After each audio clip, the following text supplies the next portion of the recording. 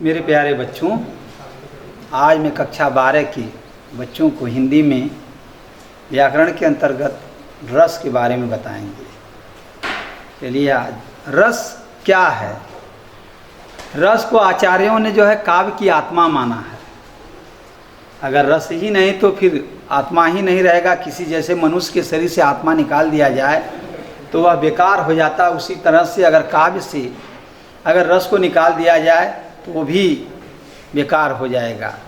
रस जो है भरत मुनि ने अपने नाट्य शास्त्र में रस की निष्पत्ति के बारे में कुछ ऐसे विभावानुभावा संयोगात रस निष्पत्ति उन्होंने कहा है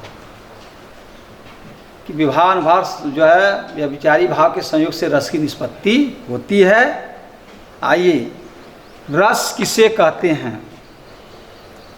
किसी काव्य को सुनने, किसी काव्य को सुनने,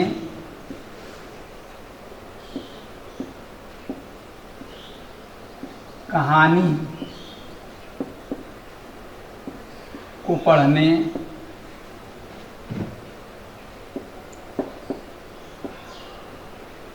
अथवा नाटक को देखने से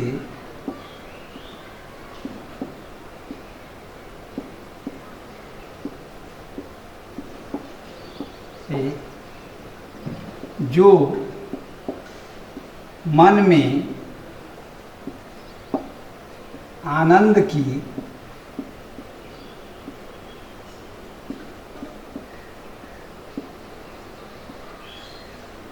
अनुभूति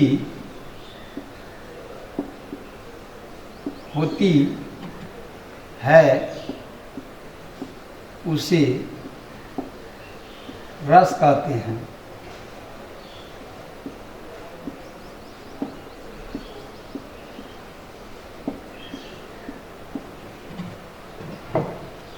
रस के 4 अंग हैं: अस्थाई भाव, विभाव अनुभाव और संचारी भाव। रस के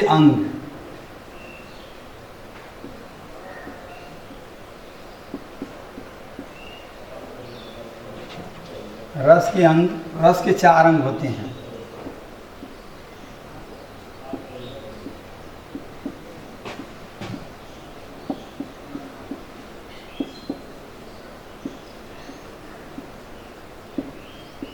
पहला अस्थाई भाव,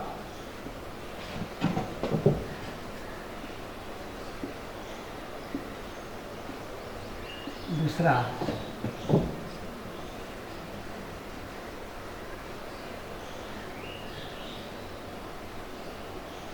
विभाव अनुभाव और चौथा संचारी भाव या व्यभिचारी भाव या व्यभिचारी।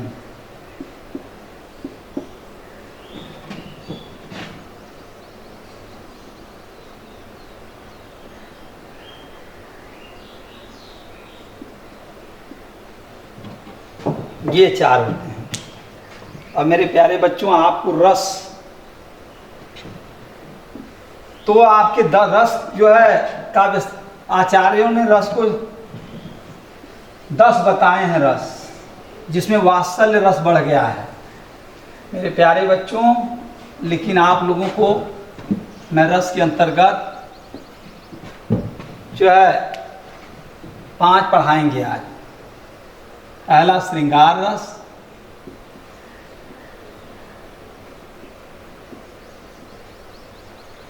श्रृंगार रस की परिभाषा।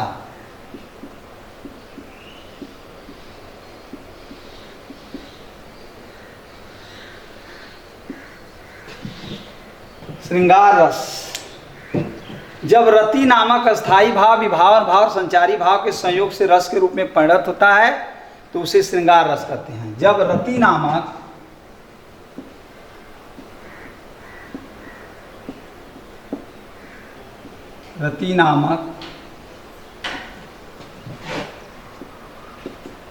स्थायी भाव, विभाव, अनुभाव, विभाव अनुभाव और संचारी भाव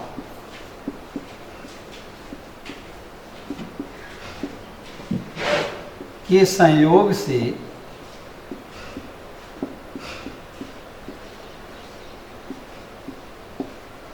रस के रूप में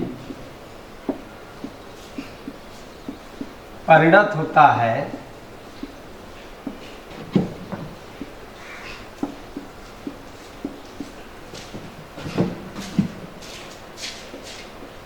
तो उसे श्रृंगार रस कहते हैं।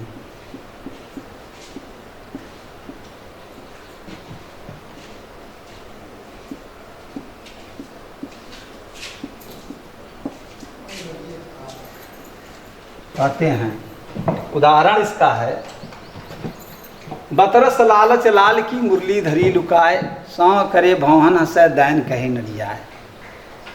या हे खगमृग हे मधुकर श्रेणी, तुम देखी सीता मृग नहीं। उदाहरण में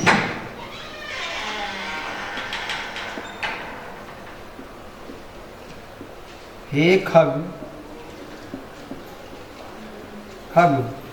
हे खगमृग,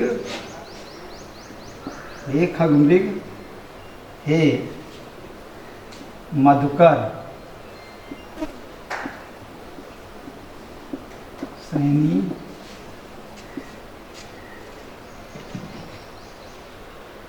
हे खगमृग हे मधुकर श्रेणी, तुम देखी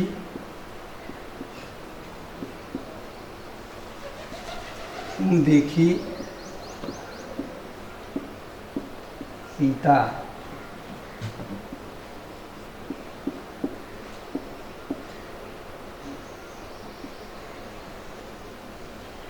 मृगनयनी। ये हो गया। या हे बसंत के दूध विरस पतझड़ में अति सुकुमार, ये भी आपका है श्रृंगार रस। बतरस लालच लाल किया, कहत नटत रीझत खिजत मिलत खिलत लजियात, भरे भुवन में करत है नैन नहीं शोभात। बिहारी लाल जी ने जो अपने इस दोहा में श्रृंगार रस का भरपूर जो है व्याख्यान किया है। तो ये श्रृंगार रस, चूँकि श्रृंगार रस और श्रृंगार रस दो प्रकार के होते हैं, एक संयोग श्रृंगार, एक वियोग श्रृंगार। जहाँ नायक नायिका का मिलन हो उसे संयोग श्रृंगार कहते हैं, और जहाँ नायक नायिका का विछड़न हो उसे वियोग श्रृंगार कहते हैं। ये हो गया आपका जो है पहला श्रृंगार रस। दूसरा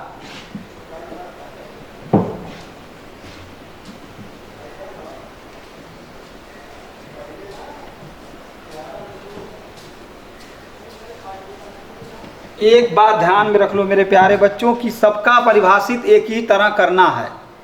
सिर्फ आपको अस्थाई भाव दिमाग पर रखना है, उसके बाद आप परिभाषित स्वयं सब कर लेंगे, चाहे कोई भी रस का हो परिभाषा। जैसे उदाहरण में फिर ले लीजिए, मैंने श्रृंगार रस के बाद आपको अब जो है वीर रस की परिभाषा।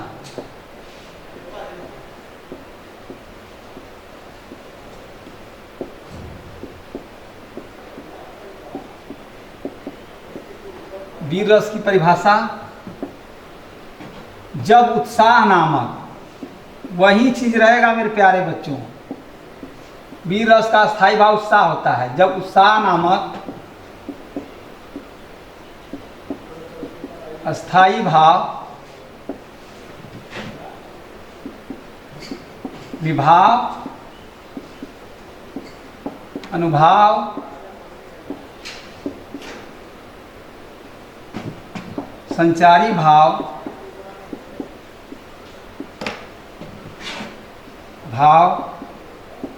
के संयोग से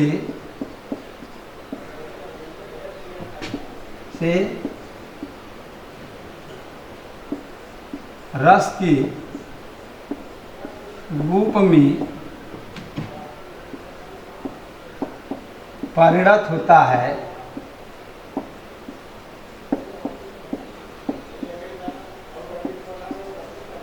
तो उसे वीर रस कहते हैं।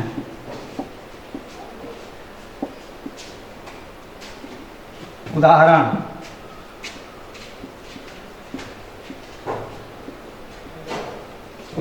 रण बीच चौकड़ी भर भर कर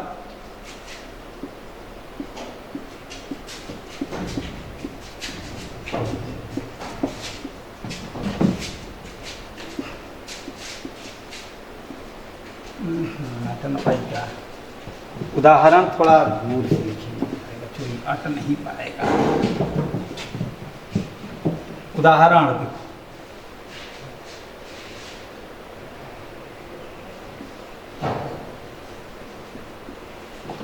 रण बीच चौकड़ी भर भर कर चेतक बन गया।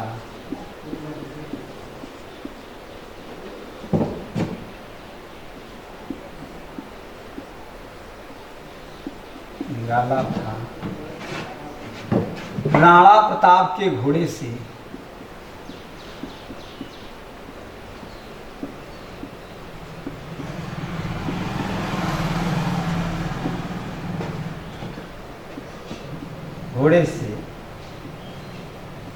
पड़ गया हवा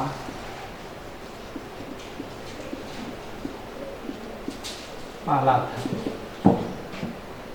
ये बेटा ये हो गया आपका, या साजी चतुरंग अंग में उमंग धरी सर्जा शिवाजी जंग जीतन चलत है। ये भी आपका वीर रस का ही उदाहरण है।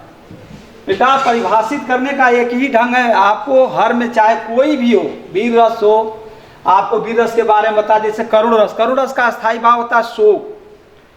जब शोक नामक स्थायी भाव, जब करुण रस का स्थायी भाव होता है शोक, आपको देखिए परिभाषित इसी तरह करना है, दिमाग में रख लीजिए। अब यही चीज लिखना है, बस मैं उदाहरण समझाऊंगा। जब शोक नामक स्थायी भाव विभाव अनुभाव संचारी भाव के संयोग से रस के रूप में परिणत होता है तो उसे करुण रस कहते हैं। खाली बदल देना है आपको, यहाँ पूरा उसी तरह रहेगा मेरे प्यारे बच्चों। तो आपको जैसे अब करुण रस का है परिभाषित कर दे रहा हूँ, उसका उदाहरण दे दे रहा हूँ, क्योंकि परिभाषा एक ही ढंग से लिखना है।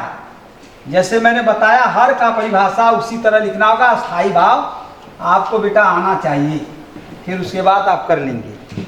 जब शोक नामक करुण रस का उदाहरण देखो हम दे दे रहे हैं, परिभाषा बोल दे रहे हैं अभी।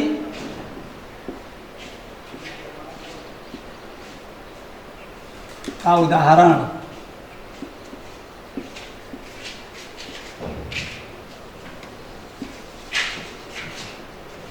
अभी उदाहरण आप लोग देखिए, श्रृंगार रस में भी था वो, एक मृगे मधुकर श्रेणी, तुम देखी सीता मृगनयनी, या ब्रज के विरही लोग दुखारे, करुण रस है उसमें भी, क्योंकि ब्रज के विरही लोग दुखारे आपके वो भी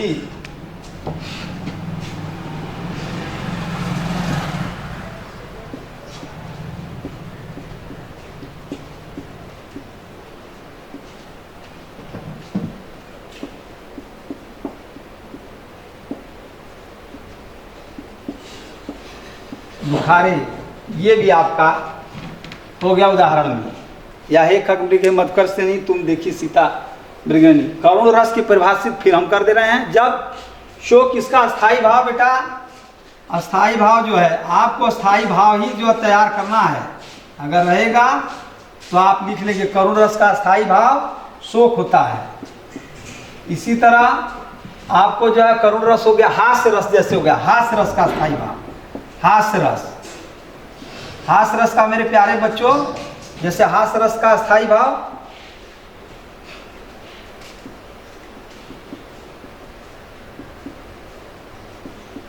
हास्य रस का स्थायी भाव आपका होता है हास। अब इसका भी परिभाषा सुन लो। जब हास नामक स्थायी भाव विभाव अनुभाव और संचारी भाव के संयोग से रस के रूप में परिणत होता है तो उसे हास रस कहते हैं। जब हास नामक अस्थाई भाव विभाव अनुभाव संचारी भाव के संयोग से रस के रूप में परिणत होता है तो उसे हास रस कहते हैं। ठीक है, हास रस कहते हैं। हो गया। हास रस का उदाहरण जैसे है, उदाहरण में आपको हास रस का शीश पे गंगा हंसी उदाहरण देख लो। उदाहरण के अंतर्गत शीश पे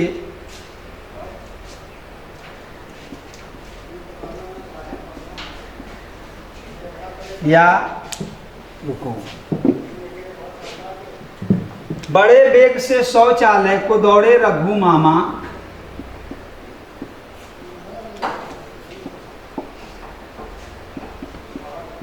उसका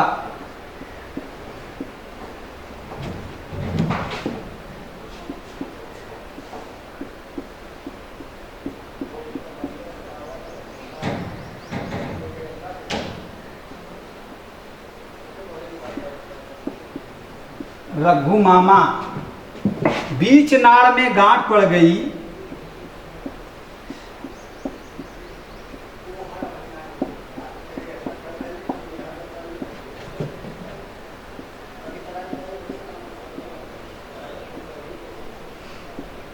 फूल न पाया पैजामा।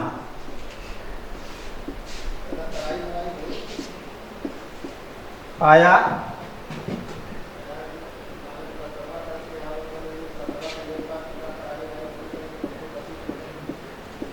पैजामा। हास रस में देखो बेटा है, बड़े वेग से शौचालय को दौड़े रघु मामा, बड़े वेग से शौचालय को दौड़े रघु मामा, बीच नाड़ में गांठ पड़ गई फूल न पाया पैजामा। ये आपका हास रस है। या शीश पे गंगा हंसे भुजनी भुजंगा हंसे, हासही के दंगा भय नंगा के विवाह में। ये आपका उदाहरण हो गया, ये हास रस हो गया बेटा। इसी तरह जो है आपको और बता दे रहे शांत रस। एक और जान लो, 5 ठो काफी है। सबको परिभाषित करने का ढंग मालूम हो गया है मेरे प्यारे बच्चों। आराम से जो है उसी तरह करना है, सब हो जाएगा। अब जैसे आपका शांत रस, शांत रस की परिभाषा,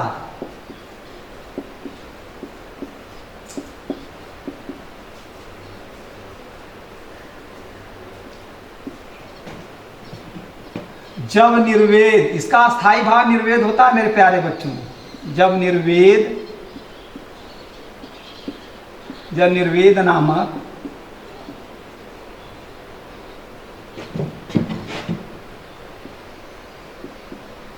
स्थायी भाव विभाव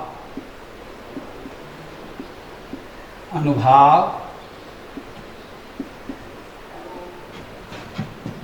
और संचारी भाव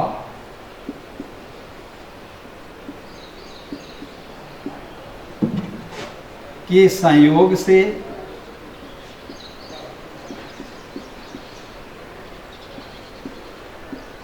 रस के रूप में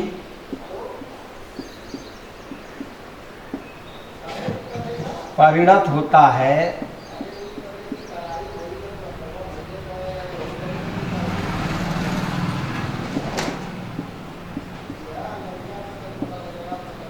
तो उसे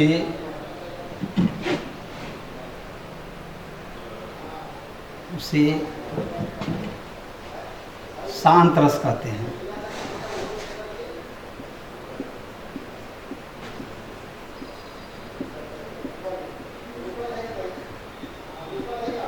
कहते हैं उदाहरण, बस ये लास्ट है मेरे प्यारे बच्चों, सुन लो।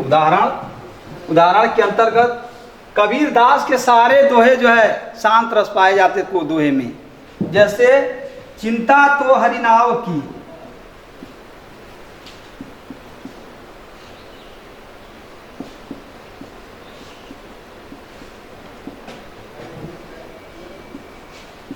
और न चिंता दास,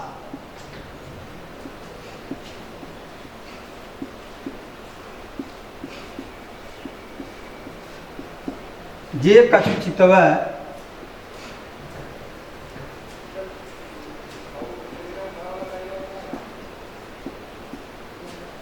राम बीनु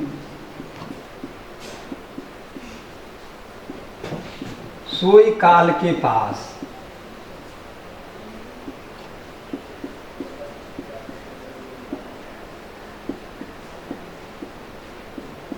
ये